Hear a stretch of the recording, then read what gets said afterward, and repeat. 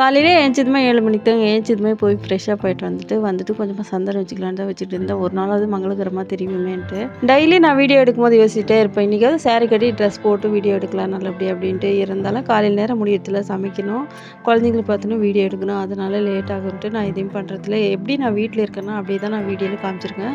வீடியோக்காக நான் பெருசாக மேக்கப்பும் பண்ணுறதில்ல, வேறு எதுவுமே நான் வாங்கலை.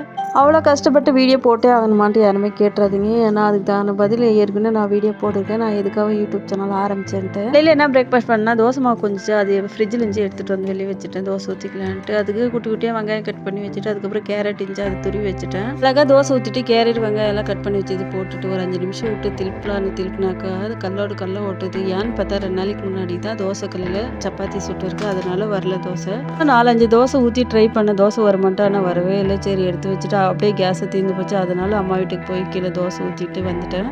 இன்னொரு வீடியோவில் பார்க்கலாம். பாய்.